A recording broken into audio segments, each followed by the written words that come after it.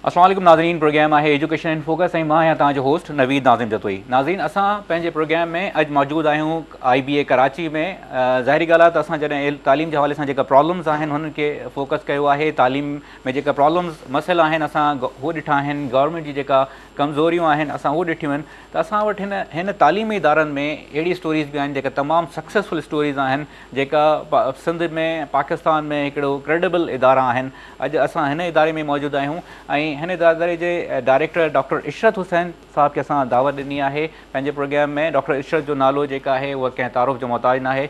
Doctor Ishrat जेका आहिनि हिलाल इम्तियाज़ बि आहिनि, प्लानिंग स्टेट बैंक जा गवर्नर रहिया आहिनि, प्लानिंग डिविजन्स में रहिया आहिनि, IBA खे 6 सालनि खां लीड था कनि, हेड था कनि। अचो त सॼी गुफ़्तगू कयूं था, डॉक्टर साहब खां पुछूं था त सॼे सफ़र खे कीअं था ॾिसनि। डॉक्टर साहब जी पंहिंजी एजुकेशन सिंध जे तालीमी इदारनि में बिल्कुलु थी आहे, जेका हेठिएं लेवल खां सरकारी इदारा आहिनि हुननि खां थी आहे। डॉक्टर साहब खां हू सफ़र बि पुछूं था। अचो त गुफ़्तगू कयूं था। अस्सलाम वालेकुम डॉक्टर साहब।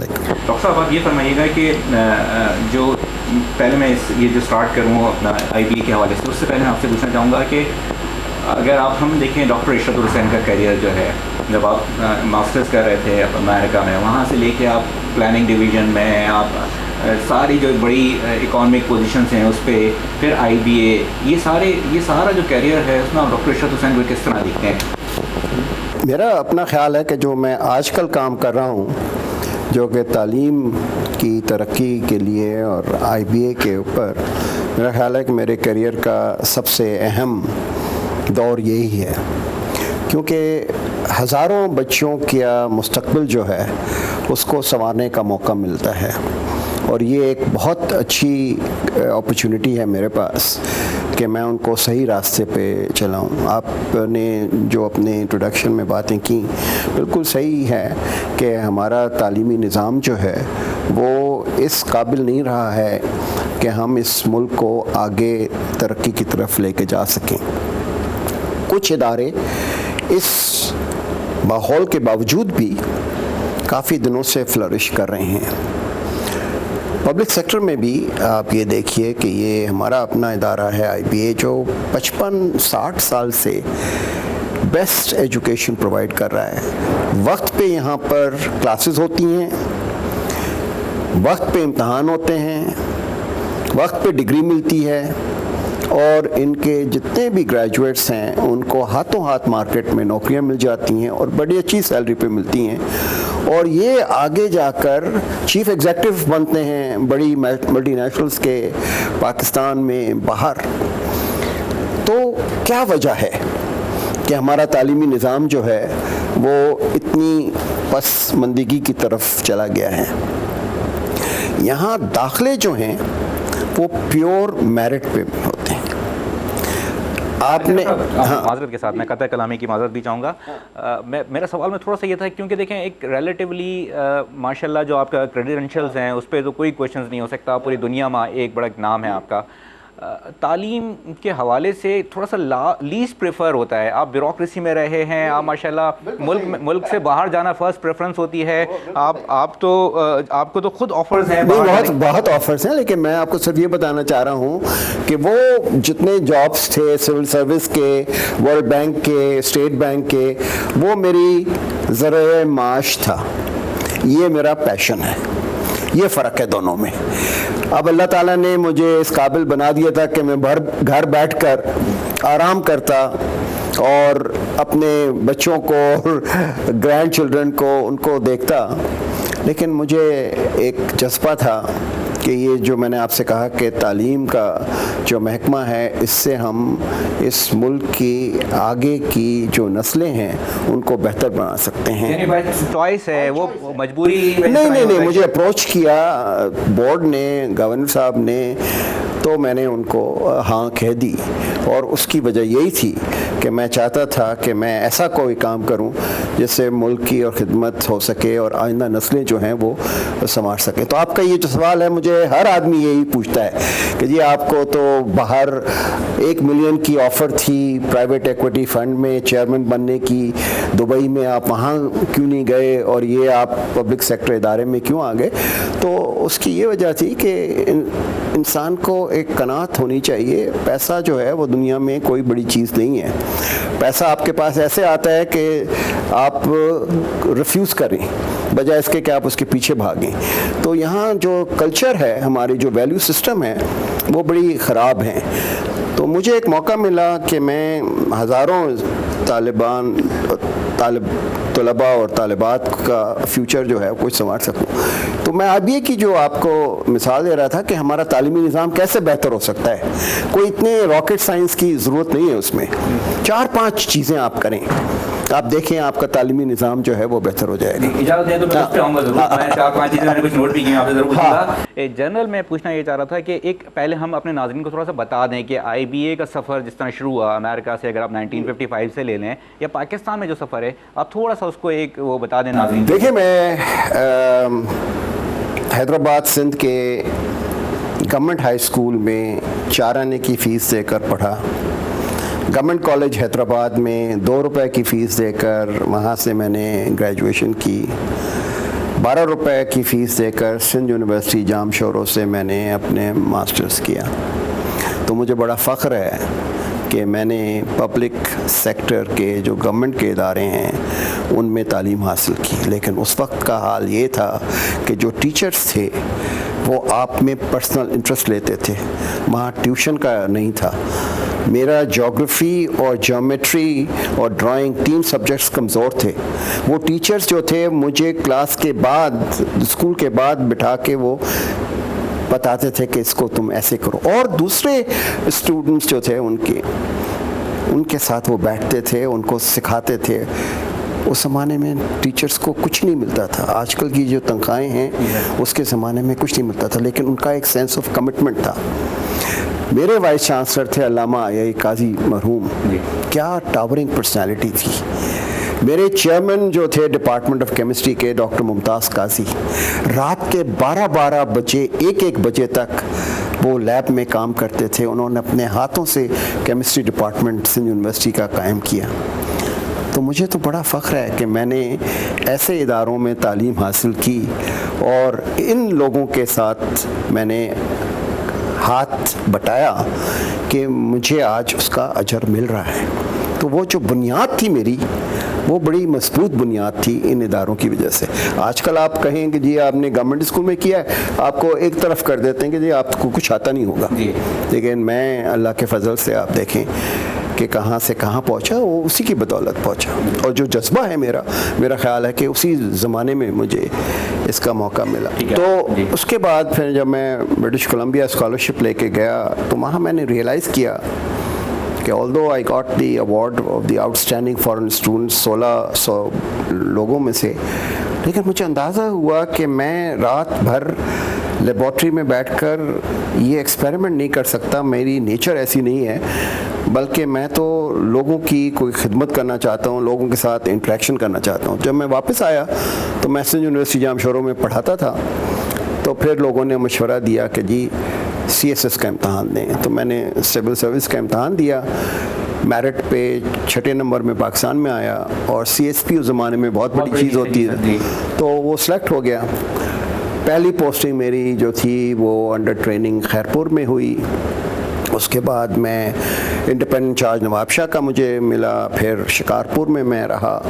और मैं आपको ये बड़े फ़ख्र के साथ सुनाता हूँ कि शिकारपुर, आपको पता है कि कराची हैदराबाद के बाद शिकारपुर सबसे ज़्यादा तालीम का एक अड्डा होता था, लेकिन वहाँ पर लड़कियों का कॉलेज नहीं था। इतना बड़ा शहर, इतना एजुकेटेड लोगों का शहर, वहाँ एक गर्ल्स कॉलेज नहीं था, लड़कियों को सक्खर जाना पड़ता था। तो वहाँ बहुत सारे कंजर्वेटिव फैमिलीज थी, वो कहती थी हम अपने बच्चियों को वहाँ नहीं छोड़ेंगे।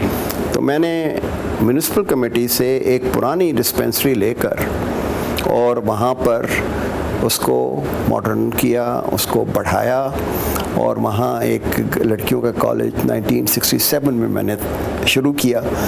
सिर्फ उस वक्त मुश्किल से कोई 50 से और 60 लड़कियाँ थीं। अब मैं वापस गया था, जब मैं अमेरिका से वापस आया, उस कॉलेज को गवर्नमेंट ने टेक ओवर कर लिया है, लेकिन हम 1000 लड़कियां पढ़ती हैं और लाड़काने से भी आती हैं, जैकबाबाद से भी आती हैं, गढ़ी यासीन से भी आती हैं, हर जगह से आती हैं। और ये बड़ी खुशी हुई मुझे। फिर मैंने स्टेट बैंक से उनको सारे कंप्यूटर्स जो थे वो प्रोवाइड किए कि भाई तुम बच्चियों को आजकल कंप्यूटर्स भी करो। तो ये मेरे एक, आप तालीम की बात कर रहे हैं ना, तो उस ज़माने में जबकि STM का नशा होता है लोगों को कि जी ये तो बहुत बड़ी चीज़ होती है, मेरा अपना ख्याल था कि लड़कियों की तालीम जो है वो एक बुनियादी हक है और बुनियादी फ़र्ज़ है जिसको पूरा करना चाहिए। उसके बाद फिर मैं ईस्ट पाकिस्तान चला गया, वहाँ पर पोस्टिंग हुई, फिर आया वापस। तो लाहौर में 1 यूनिट तोड़ने में मेरा सेक्रेटरीट में काम था। मैंने सारे 4 प्रोविंसेस को अलग किया, उनके एडमिनिस्ट्रेशन बनाए, पोस्टिंग्स की। तो वो सिंध गवर्नमेंट में आ गया मैं, और सिंध गवर्नमेंट की जो बुनियाद है वो मैंने अपने हाथ से रखी है। सिंध असम्बली में सिर्फ एक हमारा इदारा था सेक्रेटरीट का, बाकी ना रहने की कोई जगह थी, ना कोई दफातर थे। हमने बैरक्स ली, हमने हुसैन डी सिल्वा टाउन में फ्लैट्स लिए। तो वो भी एक बड़ा ज़बरदस्त हमारा दौर था, जबकि बुनियादें जो थी सिंध गवर्नमेंट की वो अपने हाथों से हमने रखी एज ए डिप्टी सेक्रेटरी। फिर उसके बाद मैं प्लानिंग में चला गया, और क्योंकि सिर्फ एक हमारे अफसर थे फजलुल्लाह कुरैशी साहब, वो वेस्ट पाकिस्तान से मेरे साथ आए थे प्लानिंग में, बाकी तो कोई भी नहीं था। हमने रिक्रूटमेंट किया, नए लोग लेके आए सिंध के, जिनको ओपन मेरिट पे उस ज़माने में अल्लाह का फजल से सिफारिशें नहीं होती थी, और वो सारे बहुत अच्छी पोजीशंस पे पहुँचे।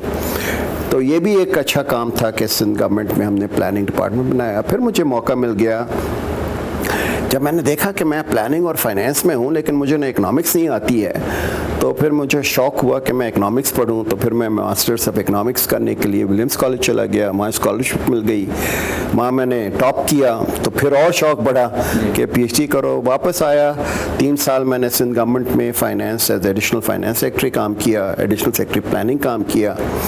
फिर मैं PhD करने के लिए बॉस्टन यूनिवर्सिटी चला गया, वहाँ पे ही मुझे वर्ल्ड बैंक से ऑफ़र आ गई। तो मैंने छुट्टी ली और 3 साल की, लेकिन वहाँ इतनी जल्दी मेरी प्रमोशनें होती रही कि फिर मैंने छोड़ दिया सिविल सर्विस को, और वर्ल्ड बैंक में मैं 20 साल रहा। 1999 में मुझे मौका मिला कि मैं यहाँ स्टेट बैंक का गवर्नर बन के आ जाऊँ। तो 6 साल वहाँ काम किया मैंने, और वो जो कुछ काम है वो आपकी निगाह में है। पाकिस्तान की हिस्ट्री का एक हिस्सा है कि हमारा बैंकिंग सेक्टर कितना कमज़ोर था, कितना ख़राब हालात में था, और उसको हमने निकाला उस मुश्किलात से। और आज जबकि दुनिया भर के बैंकों में एक मुसीबत आ रही थी, ये बैंक जो थे, हमारा सिस्टम जो है वो इतना मजबूत था कि उस शॉक को वो बर्दाश्त कर सका। उसके बाद मैं 2 साल चला गया कि मेरी निगाह में ये था कि मैं इकोनॉमिस्ट तो हूँ, लेकिन सिविल सर्विस से मुझे ये एक एक्सपीरियंस हुई कि जब तक हम अपना गवर्नेंस स्ट्रक्चर ठीक न करें, उस वक्त तक हमारी सिविल सर्विस की हालत बड़ी ख़राब हो गई थी। तो आम आदमी को ना पीने का पानी मिलता है, ना उसके बच्चों को तालीम मिलती है, ना सेहत मिलती है। वो अस्पताल में जाए तो वो जो पटे वाला है उसको मार पीट के बाहर निकाल देता है गरीब आदमी को। तो मैंने कहा गवर्नेंस स्ट्रक्चर जब तक ठीक नहीं होगा हमारा, उस वक्त तक हमारा मुल्क आगे तरक्की नहीं करेगा। और मेरे ज़माने से और अब तक बहुत हालात ख़राब हो चुके थे। तो मैंने एक national commission for government reforms की चेयरमैनशिप मिली थी मुझे। तो मैंने डेरा इस्माइल खान से लेकर ग्वादर तक सारे जगहों पर जाके ऑब्ज़र्व किया कि क्या हमारी मुश्किलात हैं, क्या ख़राबियां हैं, और एक रिपोर्ट हमने बना के गवर्नमेंट को दी। लेकिन आज तक उस पर कोई अमल नहीं हुआ है। ये एक बदकिस्मती है। मैं तो इसमें बड़ा यकीन करता हूँ कि रिपोर्ट मैंने नहीं लिखी बल्कि कमीशन ने लिखी थी, कि अगर आज उस रिपोर्ट पे अमल हो जाता तो ये जो प्रोटेस्ट मार्च हो रहे हैं ये नहीं होते क्योंकि गरीबों को उनका हक मिलता। ये सारे गरीब जो निकले हैं इनके पीछे वो इस वजह से निकले हैं कि उनको अपने हुकूक नहीं मिल रहे हैं, बुनियादी हुकूक उनके पास नहीं है। सिफारिश और पैसे के बगैर पाकिस्तान में कोई काम नहीं होता। तो ये एक रिवोल्ट है उसके खिलाफ। तो मैं समझता था कि अगर ये रिपोर्ट जो है इसको ये पाए तकमील तक पहुंचा देंगे। पॉलिटिशियंस जो हैं वो ये कहते हैं ये मेरा आदमी नहीं है, इसको तो मैं अपॉइंट नहीं करूंगा, चाहे वो कितना कॉम्पिटेंट हो। उनको ये नहीं पता कि ये कॉम्पिटेंट आदमी जो है ये डिलीवर करेगा और आपकी नेक नामी होगी और इलेक्शन में आपको वोट मिलेंगे, ये नहीं समझ आती। तो खैर वो एक दौर था। उसके बाद फिर मुझे IBA में आने का मौका मिल गया, तो 6 साल से मैं यहाँ पर 2008 से यहाँ पर हूँ। नाज़रीन, डॉक्टर साहब सां गुफ्तगू हलंदड़ आहे। हिकिड़ो मुख़्तसर ब्रेक था वठूं, ब्रेक खां पोइ वापसि अची हिन सिलसिले खे अॻिते था वधायूं। तव्हां असां सां गॾु रहिजो।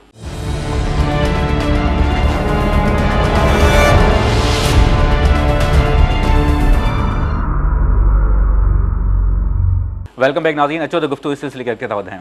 2008 से आप यहाँ पर हैं। IBA जब आपको मिला उस वक्त से पहले IBA और अब जब आप आए हैं, एक ओवरव्यू से थोड़ा सा मुख्तसर मैं चाहूँगा कि बता। मैं अपनी खुद वो नहीं करना चाहता, लेकिन मैं सिर्फ ये बताऊँगा कि 1965 के बाद से इस इदारे में एक कोई नई क्लासरूम या हॉस्टल का रूम या फैकल्टी ऑफिस कुछ नहीं बना था। 65 के बाद से इसकी एक्सपेंशन जो थी वो ख़त्म हो चुकी थी और स्टूडेंट्स की और फैकल्टी की तादाद जो थी वो बढ़ती चली जा रही थी। तो यहाँ सबसे पहला जो मेरा प्रेफरेंस और प्रायोरिटी थी वो ये थी कि इसका जो फिज़िकल इंफ्रास्ट्रक्चर है उसको मैं मॉडर्नाइज़ करूं, उसको एक्सपेंड करूं, क्लासरूम्स बढ़ाऊं, हॉस्टल के कमरे बढ़ाऊं, फैकल्टी रूम्स बढ़ाऊं, स्टूडेंट्स के लिए एमिनिटीज़ बनाऊं, ताकि जो इसकी साख है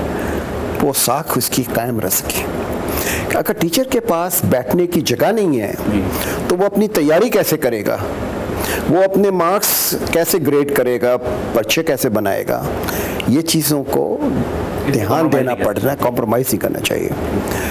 तो हमने एक स्ट्रेटजिक प्लान बनाया 5 साल का, उसके 4 पिलर्स थे। एक पिलर उसका ये था कि इसका गवर्नेंस और मैनेजमेंट जो है उसको चेंज करें, हम इसको डिसेंट्रलाइज करें, नीचे के लोगों को एम्पावर करें कि फैसले करें, वो फैकल्टी को आगे लेके जाएं in the management of this institution. Second था physical infrastructure and technological upgradation. अब हमारे दोनों कैंपसेस जो हैं वो कनेक्टेड हैं, हमारे पास वाईफाई है, रिमोट एक्सेस है, एवरीथिंग इज़ कंप्यूटराइज्ड, सारे सिस्टम्स जो हैं वो ऑटोमेटेड हैं। बच्चा घर पे बैठ के अपने कोर्सेज रजिस्टर कर सकता है, अपनी फ़ीस पे कर सकता है, उसको यहाँ लाइन में आके खड़े होने की ज़रूरत नहीं पड़ती है। और अल्लाह के फजल से आज तक हमने 23 नई बिल्डिंग्स और मॉडर्नाइज की हैं दोनों कैंपसेस में। हमारी सबसे बड़ी बिल्डिंग जो है ओमन टावर है, 14 स्टोरी बिल्डिंग है, सिटी कैंपस में बन रही है और वो इंशाल्लाह दिसंबर तक तैयार होगी। बाकी बिल्डिंग्स जितनी हैं वो सब तैयार हैं। ये बिल्डिंग एग्जिस्ट नहीं करती थी और जो बाहर से लोग आते हैं वो मुझे कहते हैं कि जी इस बिल्डिंग को देख के हमें नहीं पता चलता कि हम पाकिस्तान में हैं या किसी बाहर के मुल्क में हैं। तीसरा जो आइटम था वो मेरा वो था कि क्वालिटी इन्हांसमेंट और फैकल्टी डेवलपमेंट को मैं करूं। यहाँ PhDs बहुत कम थे, 19 PhDs थे और आपको पता है कि हायर एजुकेशन में PhDs के बगैर आप आगे जा नहीं सकते हैं। तो आज अल्लाह के फजल से 50 फैकल्टी मेंबर्स जो हैं मेरे वो PhD होल्डर्स हैं और 19 PhD के लिए बाहर गए हुए हैं या यहाँ से बैठकर वो स्प्लिट PhD प्रोग्राम, क्योंकि हमारी जो लेडीज़ हैं उनके बच्चे होते हैं वो 4 साल के लिए नहीं जा सकती।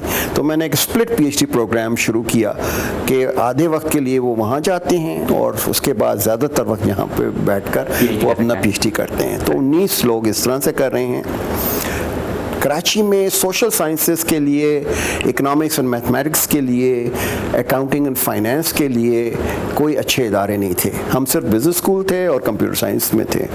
तो मैंने कहा कि सिंध और कराची की ये जो एक डिमांड है कि यहाँ पर इन फील्ड्स में लोगों को लाया जाए, तो फिर हमने ये प्रोग्राम्स भी शुरू किए। 7 नए प्रोग्राम हमने शुरू किए। और जो सबसे चौथा पिलर था वो कम्युनिटी आउटरीच का था। उसमें जो मुझे आज सबसे ज़्यादा फ़ख्र है अपने 6 साल के दौर में, वो ये है कि हमने नेशनल टैलेंट हंट प्रोग्राम और सिंध टैलेंट हंट प्रोग्राम शुरू किया। क्योंकि मैंने सिंध के रूरल एरियाज़ में काम किया हुआ था, तो मैंने देखा हुआ था कि वहाँ क्या हाल है, टैलेंटेड बच्चे हैं लेकिन उनको मौके नहीं मिलते। तो हम पाकिस्तान के और ख़ास तौर से सिंध टैलेंट हंट प्रोग्राम के जो टैलेंटेड बच्चे हैं, जो विलेजेस में हैं, जो कि ऐसे जगहों पर हैं जिन्होंने कराची की शक्ल भी नहीं देखी है, उनको हम यहाँ लाते हैं। सिंध के बच्चों को 6 महीने, बाकी लोगों को 2 महीने हम ट्रेनिंग देते हैं, उनको पढ़ाते हैं, उनको ट्यूटोरियल देते हैं, उनको कराची के चक्कर दिलाते हैं, उनको कैसे कपड़े पहनते हैं, कैसे बात करते हैं, कैसे इंटरव्यू करते हैं, कैसे लिखते हैं, ये सारी ट्रेनिंग देते हैं। ये आप सेकंड ईयर के बाद जो सेकंड ईयर का इंटरमीडिएट का जो टेस्ट होता है, उनका टेस्ट होता है, उसके बेसिस जो अपने खर्चे पर सारा हमारा अपना खर्चा, सब कुछ उनको हम पॉकेट मनी भी देते हैं और हॉस्टल में जगह भी देते हैं। सक्खर वाले भी यही करते हैं, हम भी यही करते हैं। जब वो क्वालिफाई कर जाते हैं तो 4 साल की उनकी सारी स्कॉलरशिप पूरी जो है वो हम प्रोवाइड करते हैं, रहने सहने का खर्चा भी उनका। अंदाज़न कितने बच्चे सर? अब पिछले साल आप ये देखें कि 32 बच्चे जो थे वो इस प्रोग्राम के थ्रू कामयाब हुए हैं, और इनमें एक ऐसे बच्चे हैं कि कोई मछेरे का बच्चा है जो इलिटरेट माँ बाप थे, वो 3 बसेस बदल के यहाँ पर आता था। मैंने कहा नहीं, हम तुम्हें यहाँ पर जगह देंगे। वो जाके अब वो अमेरिका में उसको वहाँ पर सिलेक्ट किया फॉर समर स्कॉलरशिप। तो इस किस्म की ये सबसे अच्छी चीज़ है। तो मैं सिर्फ यही कहना चाह रहा था कि हमारे जो सिंध के बच्चे हैं जिनमें कि इस किस्म की टैलेंट है, उनको पढ़ने का शौक़ बहुत होता है, क्योंकि उन्होंने गुर्बत देखी है और उनको पता है गुर्बत से निकलने का एक ही तरीका है, वो ये है कि अपनी तालीम अच्छी तरह करो। पूरी उनकी फैमिली का जो हिसाब किताब है वो चेंज हो जाता है। नॉट ओनली दैट, उसके गांव में दूसरे लोग जो हैं वो अपने बच्चों को कहते हैं कि तुम पढ़ो लिखो, देखो इसकी तरह से तुम्हें भी अच्छी नौकरी मिल जाएगी, तुम भी बहुत बड़े आदमी बन जाओ। मिसाल बन जाता है वो। अच्छा सर, मुझे 2-3 चीज़ें मैं आपसे पूछना चाहूँगा कि अब हमने जो आपने जिक्र किया था, पहले आपने भी जिक्र किया, अब मैं जब आपका वेबसाइट पे आपका एक इंट्रोडक्शन पढ़ रहा था, तो जो हमारा हमेशा पॉलिटिकल इंटरफेरेंस होती है, वो जो पाकिस्तान में सफाई से सही से काम नहीं हो पाता। डॉक्टर इशरत हुसैन जब इस चेयर पे बैठे हुए हैं, जब जाहिर सी बात है इतने बड़े इदारे को लीड कर रहे हैं सर, आप हेड कर रहे हैं, तो आपके हर लिहाज से एडमिनिस्ट्रेशन के हिसाब से भी, फैकल्टी में भी, इवन जॉब्स की भी, उसमें भी कहीं ना कहीं से वो आपको आता होगा। नहीं आता। ये एक सबसे जो अच्छी बात है कि अगर आपकी रेपुटेशन ये हो जाए कि जी ये सिफारिश नहीं सुनता या ये कोई नेपोटिज्म और फेवरेटिज्म नहीं करता, तो फिर दूसरे लोग भी आपको अप्रोच नहीं करते हैं। लेकिन अगर मेरे डबल स्टैंडर्ड्स हों कि मैं पॉलिटिशियन को तो कह दूं कि तुम्हारा बच्चा यहाँ दाखिला नहीं ले सकता, लेकिन अपने भतीजे और भांजे को मैं बैकडोर से या मेरे दोस्तों के बच्चों को मैं बैकडोर से स्टैंडर्ड्स को कम करके और उनको अकोमोडेट कर दूं, तो ये तो दोगलापन होता है। तो हमारी अपनी जो ज़मीर की आवाज़ है उसको देखना चाहिए कि भाई तुम अगर एक पॉलिटिशियन को ना कह रहे हो तो फिर अपने घर वालों को और अपने दोस्तों के लिए भी वही बर्ताव रखो। हमारे यहाँ जो तजाद है वो ये है कि हम उनके लिए तो एक बड़ा चेहरा दिखा देते हैं कि जी हमने कुछ नहीं करना, लेकिन अपने लिए हम करते हैं। लेकिन अब ये तजाद अब ख़त्म हो जाएगा तो मैं आपको बता दूं कि ये पॉलिटिशियंस भी आपके पास अप्रोच नहीं करेंगे। अच्छा चलें, इसको दूसरे अंदाज में ले लेते हैं। IBA ने कोशिश की कि डिग्री अवार्डिंग के लिए अपना सारा सिलसिला शुरू करे। पहले कराची यूनिवर्सिटी की देते थे, फिर IBA, फिर अब सिंध यूनिवर्सिटी में जब सिंध असेंबली में बिल भी है, तो वहाँ पे कहीं ना कहीं पे कुछ ना कुछ गवर्नमेंट वो तो आ जाती है सर, आपको लगता है? वो ठीक है। देखिए मैं अगर ये कहूँ कि वेस्टेड इंटरेस्ट नहीं है, वो गलत होगा। तो वेस्टेड इंटरेस्ट होते हैं। वो चाहते थे कि जो यूनिवर्सिटी बने अगर IBA की, तो उसमें जो हमारा बोर्ड ऑफ गवर्नर्स का स्ट्रक्चर है जो कि हाईली प्रोफेशनल है, जिसमें कोई पॉलिटिशियन नहीं है, उसको डाइल्यूट किया जाए। मैं वो करने के लिए तैयार नहीं हूँ। ये जो 17 मेंबर्स का आपका जो बोर्ड ऑफ गवर्नर्स है ना, जी जी सर, उसमें मैं MPAs और MNAs और पॉलिटिशियंस को लाने के लिए तैयार नहीं हूँ। सही, वो एक सेक्रीफाइस है। एक सबसे बड़ी सी चीज़ है, मुख्तसर कहूँगा, सियासत बुरी चीज़ है नहीं, बुरी चीज़ नहीं है, लेकिन अगर मैं भी पॉलिटिक्स में होता तो मुझे अपने कॉन्स्टिट्यूएंट्स को खुश करना पड़ता, वरना मैं इलेक्ट नहीं होता। तो ये एक नेचुरल सी चीज़ है। ये अगर भाई जो हैं वो मेरी कॉन्स्टिट्यूंसी में हैं, इन्होंने मुझे वोट दिया है, तो कल इनका कोई काम होगा, थाने में होगा, पटवारी के पास होगा, तालीम का होगा, दाखिले का होगा, नौकरी का होगा, ये मेरे पास भागे हुए आएंगे और मुझे वो करना पड़ेगा। उस वक्त तो मेरिट शेरिट सब खत्म हो जाती है। तो सियासत कोई बुरी चीज़ नहीं है, उनकी कंपल्शंस हैं, लेकिन इस इदारे को एक मजबूत इदारा रखना जो कि इंटरनेशनल लेवल का होगा, उसमें ये कॉम्प्रोमाइज़ मैं नहीं कर सकता। ठीक। अच्छा सर, अर्ज़ ये थी कि कहा जाता है कि IBA थोड़ा अमीर क्लास लोगों के लिए इदारा है, एक जनरल परसेप्शन ये है। अब आपने एक आउटरीच वाली बात तो की, अपार्ट फ्रॉम दैट मतलब एक वो जो गरीब का बच्चा है वो फीसेस के जो फ़ीस स्ट्रक्चर है उसके हवाले से, या आपकी सेमेस्टर की फ़ी के हवाले से पाकिस्तान में सबसे जो है वो महंगा इदारा समझा जाता है। बड़ी अच्छी आपने बात की और मुझे मौका मिला कि मैं इस बात को पूरी तरह से वाज़ेह कर दूँ। जो हमारे मुकाबले के इदारे हैं उनमें 7 लाख 8 लाख रुपए फ़ीस ली जाती है, यहाँ सिर्फ 2.5 लाख रुपए फ़ीस दी जाती है फॉर BBA और MBA, और 1.5 लाख या 1,35,000 फॉर अदर प्रोग्राम्स। लेकिन हमारी पॉलिसी एडमिशन के वक्त यह है कि नीड्स ब्लाइंड एडमिशन पॉलिसी।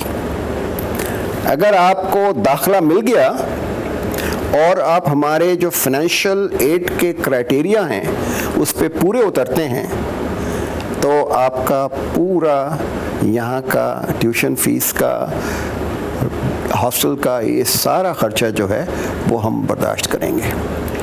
मैं आज फिर फ़ख्र के साथ कहता हूँ कि 2800 जो फुल टाइम बच्चे हैं इस इंस्टीट्यूशन में, उनमें से कम नहीं तो 700 ऐसे बच्चे हैं जिनको कोई ना कोई स्कॉलरशिप, कोई फाइनेंशियल एड, कोई वर्क स्टडी प्रोग्राम, कोई ट्रांचेस, हमने उनके माली हालात को मद्देनज़र रखते हुए उनके लिए मुख्तलिफ सहूलतें प्रोवाइड की हैं। तो चपरासी का बच्चा भी यहाँ पढ़ता है, टैलेंट हंट की बात नहीं कर रहा मैं। अच्छा, उसके अलावा भी चपरासी का भी, हवलदार पुलिस का है उसका बेटा भी पढ़ता है यहाँ, क्लर्क है उसकी बेटी भी पढ़ती है यहाँ। तो ये एक हमारे यहाँ मफरूज़ा हो गया है कि जी फीसें ज़्यादा हैं, लेकिन फ़ीस हमारे लिए आड़े नहीं आती है, क्योंकि हमने कहा हुआ है कि हर एक के लिए हमारे दरवाजे खुले हुए हैं। जो क्राइटेरिया पे आ गया वो फीस की वजह से वापस नहीं जाएगा, कभी नहीं जाएगा,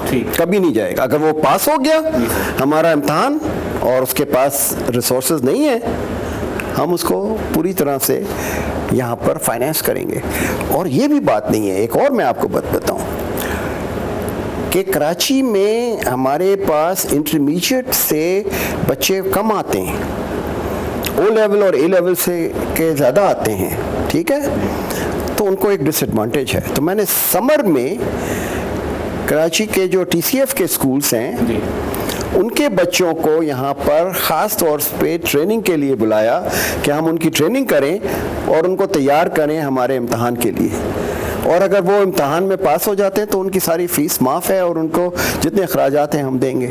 तो मैं तो आउट ऑफ द वे जाकर यहाँ के जो गरीब बच्चे हैं उनको IBA में लाना चाहता हूँ, क्योंकि मेरा अपना ईमान ये है कि इस मुल्क की तरक्की उस वक्त होगी जबकि गरीबों के और लोअर मिडिल क्लास के फैमिलीज़ को ये पता चल जाए कि तालीम हासिल करने से उनके लिए सारे दरवाजे जो हैं वो खुल जाते हैं। इनकलाब यही है। असल इनकलाब ये है। मैं थोड़ा सा आपसे और भी पूछना चाहूँगा कि IBA की हमने हिस्ट्री देखी और आपने जो माशाल्लाह जो इसकी अचीवमेंट्स हैं वो बताई। जब हम वर्ल्ड लेवल पे देखते हैं टॉप 500 का कभी हम देखते हैं, कभी टॉप 300 का देखते हैं, तो वो उन इदारों के मुकाबले पे शायद हम कहीं पे इतना अच्छी पोजीशन पे नहीं खड़े हो पाते। हमारे नंबर ऑफ़ PhDs वहाँ पे 500 PhDs, हज़ार PhDs एक साल में निकल रहे हैं, हमारे पास थोड़ा सा कम है। बहुत सही बात की है। अभी तक हमने सिर्फ south Asia quality assurance system जो सिर्फ जनूबी एशिया के लिए है, उसमें अपने आप को एक्रेडिट कराया है। पाकिस्तान से 2 हैं, लम्स और हम। इंडिया से 6-7 इदारे हैं, वो यूरोपियन क्राइटेरिया के ऊपर एक्रेडिटेशन करते हैं। तो ये हमें फ़ख्र है कि हमारी एक्रेडिटेशन साउथ एशिया से हुई है। अब हम जा रहे हैं अमेरिकन एक्रेडिटेशन के लिए। जब तक कि आपकी ये एक्रेडिटेशंस नहीं होंगी और आपके स्टैंडर्ड्स दुनिया के अच्छे स्कूलों के मुकाबले में नहीं होंगे, उस वक्त तक आपकी रैंकिंग नहीं हो सकती, वरना वो रैंकिंग तो बेकार ही रहेगी। तो हमारा पहले इरादा था कि हम रैंकिंग के लिए जाएं, लेकिन हमें जब पता चला कि एक्रेडिटेशन नहीं हो रही है, तो उस वक्त तक हम रैंकिंग में जाएंगे तो हमें नुकसान होगा। 3 हमारी खामियां हैं। सबसे बड़ी खामी ये है कि कराची के और पाकिस्तान के हालात की वजह से हमारे पास ना इंटरनेशनल फैकल्टी है, ना इंटरनेशनल स्टूडेंट्स हैं। ये उनका एक रैंकिंग का क्राइटेरिया है, वो हम पूरा नहीं कर सकते। दूसरा, जैसे मैंने बताया, हमने 19 PhD थे, 50 PhD की। आप 50 किए और हमें अभी 50 और करने हैं, 100 पे लेके जाना है, जब जाके हमारी एक्रेडिटेशन और रैंकिंग होगी, वरना हमारे नहीं होगी। तीसरा, क्योंकि हमारे पास PhDs कम है, इसलिए हमारा रिसर्च आउटपुट जो है वो बहुत कम है। इवन HEC रैंकिंग में लम्स हमसे आगे है, हम नंबर 2 हैं। क्यों? कि हमारे पास इतने रिसर्च पेपर्स पब्लिश नहीं होते जितने के दूसरी लम्स में होते हैं या दुनिया में होते हैं। तो हमारी 3 खामियां हैं, हमें अपनी खामियों का एहसास है, उस पर हम काम कर रहे हैं। हर साल हम लाते हैं नए टीचर्स को। अब हमने कंपलसरी कर दिया है कि हर PhD जो स्कॉलर है उसने एक कम से कम रिसर्च पेपर पब्लिश करना है। हम इनको इंटरनेशनल कॉन्फ्रेंसेस में भेजते हैं, प्रोफेशनल ट्रेनिंग के लिए भेजते हैं, ताकि ये सीख सकें कुछ। तो इन तीनों चीज़ों पर हमने काम कर रहे हैं, लेकिन वो इंटरनेशनल स्टूडेंट्स और फैकल्टी वाला जो मसला है वो तो वैसे ही के वैसा है, वो कराची का मसला। नाज़रीन, एक मुख्तसर ब्रेक था वठूं, वापस अची सिलसिले के अॻिते था वधायूं। एजुकेशन इन फोकस जो सिलसिलो हलंदड़ आहे, असां सां गॾु रहिजो।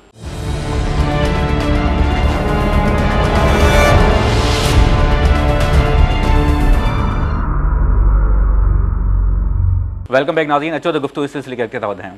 अच्छा सर, मुख्तसर तौर पे भी चाहूँगा कि IBA मशहूर है अपने MBA और अपने BBA के लिए, बिज़नेस स्कूल होने की वजह से। तो जो दूसरी फैकल्टीज़ हैं, आपको लगता है जिस तरह सोशल साइंसेस पे भी काम किया जा रहा है, अब मीडिया साइंसेस पे IBA में काम हो रहा है, तो आपको लगता है कि दूसरी फैकल्टीज़ और दूसरी के लिए भी अच्छा खासा रूम है IBA के पास? देखिए, वक्त ये बताएगा। मैंने तो आके शुरू किया है, लेकिन ये तो तिफले मकतब हैं। वो तो 55 साल से BBA और MBA चल रहा है। कंप्यूटर साइंस भी अब काफ़ी अरसे से चल रहा है, लेकिन कंप्यूटर साइंस की भी अब साख जो है कराची में और पाकिस्तान में काफ़ी बढ़ गई है। हमारे जो ग्रेजुएट्स हैं उनको भी फ़ौरन मिल जाता है। तो क्योंकि ये ब्रांड बहुत अच्छा है IBA का, तो मुझे पूरी तवक्को है कि हम जो है इंटरनेशनल और नेशनल मार्केट्स में इन सब्जेक्ट्स में भी कम्पीट कर सकेंगे। ठीक। अच्छा सर, मतलब ये जो मीडिया साइंसेज हो गया या कंप्यूटर के अलावा या सोशल साइंसेज में भी इनकी ज़रूरत महसूस इसलिए हुई कि पाकिस्तान में इदारे डिलीवर नहीं कर रहे हैं? यही बात थी। अच्छा सर, दूसरी बात ये कि अगर इसी तरह रहा तो फिर तो IBA को फिर किसी दिन मेडिकल के लिए भी करना पड़ेगा, कुछ और भी नहीं। आखान है यहाँ पर। अब देखिए, आखान यूनिवर्सिटी मेडिकल की बहुत अच्छी है, तो हमें करने की कोई ज़रूरत नहीं है। लेकिन सोशल साइंसेज में कोई भी नहीं थी, आप खुद देख सकते हैं। सारे सिंध में नहीं, आई मीन कराची तो छोड़िए, आप सिंध में नहीं है कोई भी ऐसी। वो सिंध और कराची यूनिवर्सिटी जो बहुत पुरानी यूनिवर्सिटी हैं, वो भी पॉलिटिकल साइंस में या साइकोलॉजी में या इंटरनेशनल रिलेशंस में डिग्रियां देती हैं, लेकिन सोशल साइंसेस की इंटरडिसिप्लिनरी जो डिग्री है वो कहीं नहीं देती। और मेरा अपना जो इस वक्त एनालिसिस है वो ये है कि पाकिस्तान के जो सोशल प्रॉब्लम्स हैं वो एक सब्जेक्ट की नॉलेज से नहीं हो सकते। ये इंटरडिसिप्लिनरी अप्रोच जब तक नहीं होगा, उसमें इकोनॉमिक प्रॉब्लम भी है, उसमें सोशियोलॉजिकल प्रॉब्लम भी है, उसमें पॉलिटिकल प्रॉब्लम्स भी है, और इनकी सबकी नॉलेज आप जब तक नहीं होगी उस वक्त तक आप हमारे मसले जो हैं वो सॉल्व नहीं कर सकते। अच्छा डॉक्टर साहब, बस बिल्कुल मैं प्रोग्राम के कुछ लास्ट क्वेश्चंस में हूँ। डोनर्स का बड़ा हाथ रहता है, फ़ी आपका स्ट्रक्चर है, इकोनॉमिक जो आपकी मेंटेन कर रहे हैं आप अपना जो IBA का वो पूरा, उस पर थोड़ा सा आप बताएंगे सर कि किस तरीके से होता है चार्ट, उसकी आपकी जो है वो जो उस पर चेक एंड बैलेंस का सिस्टम, वो सारा किस तरह आप करते हैं? आपने बहुत अच्छी बात की। देखें, हमारा कैपिटल एक्सपेंडिचर जो है, जो ये 23 बिल्डिंग्स मैंने आपको बताई, ये प्योरली सारी बिल्डिंग्स जो हैं वो डोनेशंस, प्राइवेट सेक्टर, फाउंडेशंस और फिलैंथ्रोपिस्ट से आई हैं। सिंध गवर्नमेंट ने हमें एक गर्ल्स हॉस्टल बना के दिया है और अब 2 ब्लॉक्स बॉयज़ हॉस्टल के अप्रूव किए हैं कायम अली शाह साहब ने हमारे लिए। तो ये सिंध गवर्नमेंट का कंट्रीब्यूशन है। HEC ने एक बॉयज़ हॉस्टल तैयार करके दिया है। So that is 4 buildings out of जो गवर्नमेंट की हैं। बाकी 19 बिल्डिंग्स जो हैं वो प्राइवेट सेक्टर से बनी हैं। और अब अल्लाह के फजल से ये बिल्डिंग जब बन गई हैं तो 2025 तक अब हमें ज़रूरत नहीं होगी नई बिल्डिंग्स की। ठीक है ना? तो कैपिटल का तो आप अब हमने एक एंडाउमेंट फंड बनाया है, उसका 1 बिलियन का इन्वेस्टमेंट है, जो कि हम ट्रेजरी बिल्स में, PIBs में, उसमें लगा के उसकी इनकम से हम ऑपरेशनल एक्सपेंडिचर। लेकिन जो खुशी की बात यह है कि 2008 में हमारी फीस रेवेन्यू जो थे उससे 45% हमारे एक्सपेंडिचर कवर होते थे, आज वो 67% कवर होते हैं। तो इस क्योंकि हमारी स्टूडेंट बॉडी एक्सपेंड हुई है तो फीसें हमारी बढ़ गई हैं। तो जो फीसें बढ़ी हैं तो उससे हमारी रेवेन्यू जो है वो 67% ऑफ द टोटल एक्सपेंडिचर हो जाता है। फिर उसके बाद एंडाउमेंट फंड की इनकम आती है। अब सिंध गवर्नमेंट हमें कुछ एनुअल ग्रांट देती है, HEC कुछ एनुअल ग्रांट देती है। तो हमारा फाइनेंशियल मॉडल जो है वो अल्लाह के फजल से सस्टेनेबल है। 3 ऑडिट होते हैं। एक इंटरनल ऑडिट होता है जो कि इंडिपेंडेंट है, वो बोर्ड को रिपोर्ट करता है, ऑडिट कमेटी को। दूसरा ऑडिट होता है गवर्नमेंट का, जो कि ऑडिटर जनरल ऑफ पाकिस्तान आके करता है, because this is public sector institution. और तीसरा हम कराते हैं कमर्शियल ऑडिट, कि कभी फर्ग्यूसन कर लेता है, कभी KPMG करता है, और उसको हम पब्लिकली सारे में अनाउंस करते हैं। फिर हम मैनेजमेंट अकाउंट्स जो हैं वो हर क्वार्टर तैयार करते हैं और वो हम अपनी बोर्ड को प्रेजेंट करते हैं और वो हमसे सवाल जवाब करते हैं। तो अकाउंटेबिलिटी जो है वो हमारी बोर्ड की जो है वो ऑनरी है या वो ऑनरी सारे ऑनरी। और जज ऑफ द हाई कोर्ट जो होता है वो उसका चेयरमैन होता है बोर्ड का। अच्छा सर, टीचर्स की जो सैलरी है, स्ट्रक्चर है, वो क्योंकि अगर अच्छी होगी फैकल्टी की तो वो शायद थोड़ा सा ज़्यादा डिलीवर करते हैं, जब पीस ऑफ माइंड होता है तो ज़्यादा, तो वो अदर मार्केट गवर्नमेंट से कोई उसका ताल्लुक नहीं है। हमारे बोर्ड ने हमें इख्तियार दिया है कि हम जो हैं वो मार्केट बेस्ड सैलरी दें, क्योंकि हमने कम्पीट करना है। तो हमारे जो सैलरीज़ हैं वो हुकूमत की सैलरी से तिगनी चौगनी हैं, इसलिए हम यहाँ पर अच्छे लोगों को अट्रैक्ट कर लेते हैं। तो उसमें मुश्किल ये होती है कि गवर्नमेंट ऑडिटर जो है वो आके कहता है कि जी आप ये इतनी तनख्वाहें दे रहे हैं, ये तो सारा गलत काम है। तो हमारे पैरा बन जाते हैं और वो PAC में लेके जाते हैं, पब्लिक अकाउंट्स कमेटी में, कि जी इतने अमाउंट की फाइनेंशियल इरेगुलरिटी हुई है IBA में। अब मैं उनको समझाता हूँ कि भाई ये फाइनेंशियल इरेगुलरिटी नहीं हुई है, ये एक्ट में बोर्ड को इख्तियार है कि वो तनख्वाहें जो हैं वो मुकर्रर कर सकती हैं। नहीं कहते नहीं जी वो सिंध गवर्नमेंट ने आपको ये इख्तियार नहीं दिया है। मैंने कहा लॉ जो है वो सिंध गवर्नमेंट से बेहतर होता है, वहीं से हमें इख्तियार मिला है। लेकिन ये एक हमारे लिए मुश्किल हो जाती है कि हम तनख्वाहें जब ज़्यादा देते हैं तो ऑडिटर जनरल साहब जो हैं वो क्वेश्चन मार्क करते हैं। अच्छा सर, बस आखिरी ये सिंध की जो तालीम है, अब जब मैं प्रोग्राम कर रहा हूँ, मैं मेरा काफ़ी अरसे से एजुकेशन फोकस के हवाले से मैं बहुत सारे लोगों से मिलता हूँ, हमारे 6000 प्राइमरी स्कूल्स बंद हैं, जो एक रफ फिगर है। पहले 13,000 थे, फिर पता नहीं किस तरीके से वो कर आगे 6,000 पे आ गए, हालांकि स्कूल खुले भी नहीं हैं। और जो स्कूल खुले हुए हैं सर, उनका तालीमी मेयार बहुत ही बुरा है। मैंने कुछ अर्से पहले IBA अखर के निसार सिद्दीकी साहब का इंटरव्यू किया तो उन्होंने कहा जो बच्चे हमारे पास आते हैं वो बच्चों की बाज़ दफ़ा तो इतनी बेसिक उनकी जो है वो वीक होती हैं। तो सर आपसे पूछने का मकसद ये है कि जब ये बुनियादी तौर पे हमारी तालीम इतनी नीचे से क्रम्बल कर गई है, किस तरह क्या हल समझते हैं? एक ही हल है, आप एजुकेशन को डीपोलिटिसाइज करें। चाहे पीपल्स पार्टी आए, चाहे PTI आए, चाहे PMLN आए, चाहे MQM आए, एक सेक्टर को अब तो आप गवर्नमेंट की मिनिस्ट्री के अंडर देंगे, उसके बाद वो सारी इसी का ब्यूरोक्रेसी मतलब तो ये ऑलरेडी है ना है सर। कि आप टीचर की रिक्रूटमेंट जो है वो पब्लिक सर्विस कमीशन को या डिस्ट्रिक्ट पब्लिक सर्विस कमीशन को या न्यूट्रल बॉडी को दें। वो तो कहते हैं एनटीएस को दे दिया जी, वो तो कहते हैं एनटीएस का टेस्ट लेके हम कर रहे हैं। उसमें जो होता है वो आपको पता है गवर्नमेंट के हाथ से उसको निकालना चाहिए, क्योंकि उसमें घपले बड़े होते हैं। जो पेट्रनेज है वो ये है कि एमएनए साहब ने अपने इलाके में अपना आदमी जो है वो टीचर भर्ती कर दिया, वो स्कूल में नहीं जाता, वो उनके काम करता है। मैंने जब आजकल की तो बात मुझे नहीं पता, लेकिन मैं 2008 में जब मैं गया हूँ जैकबाबाद और सक्कर, मैंने यही देखा कि औताक पे बैठे हुए हैं वो, और मैं उनसे पूछ रहा हूँ कि भाई तुम कहाँ हो?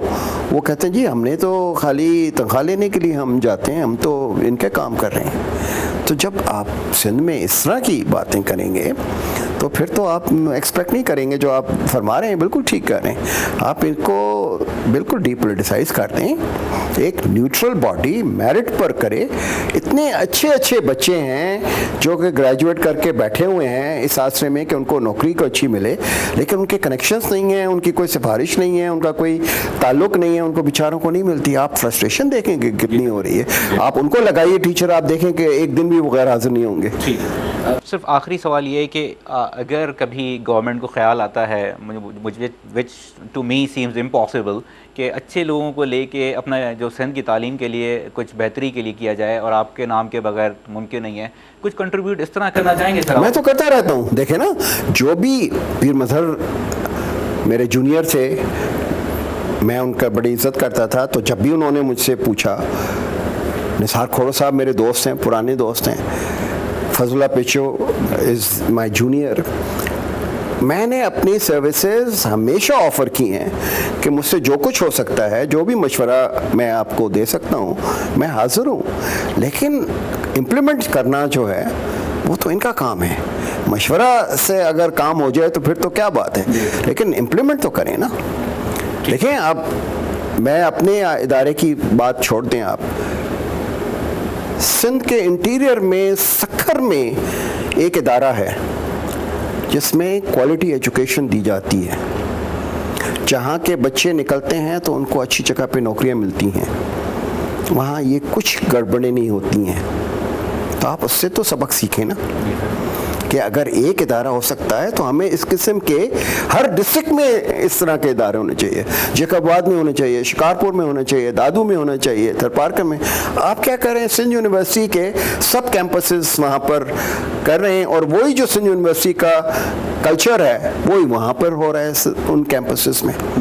तो हमने तो पहले इनको यही कहा था कि आप इसको ना करें, सिंध यूनिवर्सिटी या कराची यूनिवर्सिटी का अपने हाल पे छोड़ दें, जो आप नए इदारे बनाएं उनको इन मजबूत बुनियादों पे बनाएं ताकि सिंध के गरीब बच्चों को कोई अच्छी एजुकेशन मिल सके। सही। अच्छा सर, बिल्कुल लास्ट क्वेश्चन आपसे ये पूछना चाहूँगा कि IBA जो है, जो अब जिस पोजीशन पे आप खड़ा है, आप उससे 5 साल बाद किस तरह देखते हैं? क्या चीज़ें अचीवमेंट के लिए आपके गोल, वैसे तो आप पूरा एक सेट करते हैं प्लान, आपने वो अचीव भी किए हैं, करके भी दिखाए हैं, 5 साल बाद आपका या 10 साल बाद अब नई स्ट्रेटजी बना रहे हैं और 5 साल की, कि उस 5 साल में हमने क्या करना है। मेरा ख्याल है कि जो हमारी कमज़ोरियां हैं उनके ऊपर हमने काम करना है। एक तो हमने एक्रेडिटेशन लेनी है अमेरिका बोर्ड से, दूसरा हमारी फैकल्टी डेवलप करनी है, रिसर्च आउटपुट बढ़ाना है, क्वालिटी ऑफ एजुकेशन जो हमारी दूसरे डिसिप्लिन्स हैं उनकी एट पार रखनी है ताकि वो इंटरनेशनली मीट कर सकें उस स्टैंडर्ड्स को, और हमारे जो बच्चे निकल रहे हैं इन नए डिसिप्लिन से इनको नौकरियां फ़ौरन मिल सकें। ये हमारे एम्स होंगे इन 5 साल। अच्छा, लास्ट में अगर मैं कहूँ, आपसे रिक्वेस्ट करूँ कि हमारे जो बच्चे हैं सिंध के आपको देख रहे हैं, आप माशाल्लाह बहुत बड़ा नाम है, उनको कैमरे पे अगर आप 2 लाइनें सिंधी में मैसेज दे सकें तो। बाबा मां छा चवां, मां जेको चवणो हो मां ॿुधाए छॾियो आहे, तव्हांजो नालो छा आहे? नवीद साहब के। इन ते अमल कयो तो पोइ अलाह ख़ैर कंदो। अवां ते सॼो दारोमदार आहे इन मुल्क जो, तो इन मुल्क जी ख़िदमत कयो बस। डॉक्टर साहब तव्हांजी वॾी महिरबानी, तव्हां असांजे प्रोग्राम में आयो। नाज़रीन, गुफ़्तगू तव्हां ॿुधी। हिते अचण जो मक़सदु इहो हुयो त असां वटि हिन सिस्टम में जॾहिं असां हमेशह चवंदा आहियूं त करप्शन आहे ॾाढी, कोई माण्हू डिलीवर नथा कनि, हिते जेके स्टूडेंट्स सिंसियर न आहिनि, हिन सिस्टम में अहिड़ा तालीमी इदारा मौजूदु आहिनि जेका यकीनन मिसाल आहिनि सभिनि जे लाइ। जेकॾहिं कोशिशि कयूं त डॉक्टर इरशाद हुसैन जी जॻह ते असां ॿिया बि अहिड़ा असांजा माण्हू अची सघनि था जेको सुभाणे हिन सिस्टम खे अॻिते वधाइनि ऐं अॻिते खणी हलनि, ऐं ॿिया बि अहिड़ा असां IBA जहिड़ा नाला पाकिस्तान में ऐं सिंध में पैदा करे सघूं था। सिर्फ़ु इहो ज़रूरत आहे त असां पंहिंजी कमिटमेंट, पंहिंजी कोशिशि, पंहिंजी जेका हिकिड़ी बेलौस ख़िदमत आहे हुन जो इज़हार कयूं। हुन सां गॾु असां पंहिंजा इदारा जेके आहिनि उहे ज़रूरु बहितर करे सघूं था। मां डॉक्टर साहब खे वंस अगेन महिरबानी कयां थो। डॉक्टर साहब तव्हांजी वॾी महिरबानी असांजे प्रोग्राम में आयो, ऐं प्रोग्राम जो वक़्तु पूरो थो थिए। एजुकेशन इन फोकस मां नवीद नाज़िम जतोई खे ॾींदा इजाज़त। अल्लाह निगहबान।